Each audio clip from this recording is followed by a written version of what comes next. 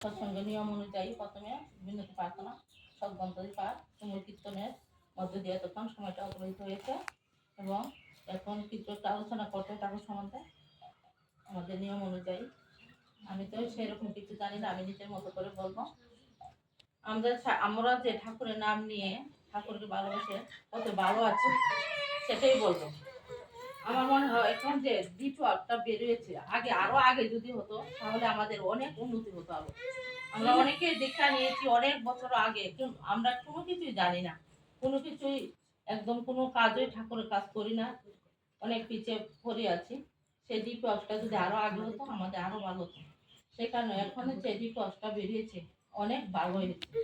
আমরা যে কত মানুষের যে কত পিছনে পড়ে আছে তাদের সঙ্গে কথাবার্তা বললে কত কত কিছু জানতে পারি।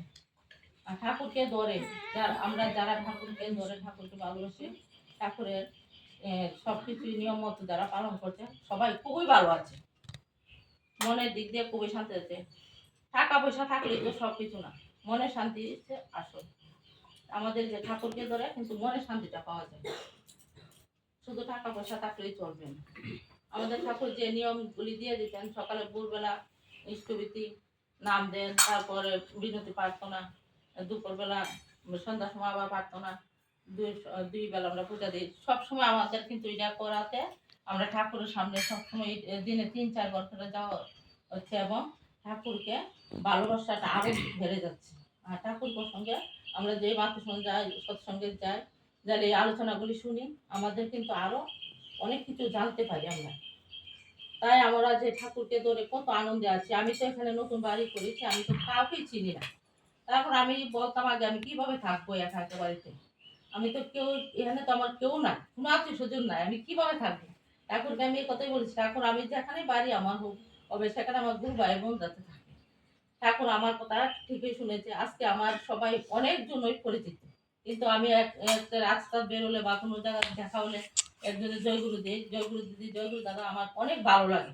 আমার মনে হয় আমার আপন দেখেও আরো আপন মানুষ আমার কাছে আসছে। তাই আমাদের খুবই ভালো লাগে ঠাকুরকে ধরে আমরা যে কত কিছু পাচ্ছি। অনেক জায়গায় দূরে গেলেও আমরা মনে করি অনেকে বিশ্বাসও করতে পারি না, একটা মনে হয় একটা রাস্তা ওই আমরা কোন দিকে যাবো চিনি না, মনে হয় একজন জিজ্ঞাসা করবো। কিন্তু জয় গুরু দেওয়ার পর আমাদের গুরু ভাই বা গুরু বোন যদি আমাদের রাস্তাটা দেখিয়ে দেয় তাহলে আমাদের মনে একটা সাহস করে না, তিনি মিথ্যা কথা বলবেন না, অন্তত ঠিক কথাই বলে দিবেন। কিন্তু এখন তো দিনকাল ভালো না, অনেক কিছু বলতে পারি। সেই জন্য আমাদের যে মনের একটা আনন্দ বা মনের একটা সাহস ঠাকুরকে ধরে আমার খুবই ভালো লাগে। তাই আমি আর কিছু বলছি না, আমাদের যে কিছু আলোচনা করবে আমার আলোচনা এখন শেষ করছি। আজকে দিদির ঘরে খুব সুন্দর মাতৃহীন হয়েছে, দিদির নাতিনের জন্মদিন উপলক্ষে মাতৃহীন হয়েছে। আমি দিদির নাতিনের জন্ম ঠাকুর কাছে প্রার্থনা করি সুস্থ থাকুক, ভালো থাকুক, ভালো হয়ে উঠুক, ঠাকুর মুখী হয়ে উঠুক, দীর্ঘ জীবন দীর্ঘ কামনা করে আমার আলোচনা এখানে শেষ করছি। জয় গুরু।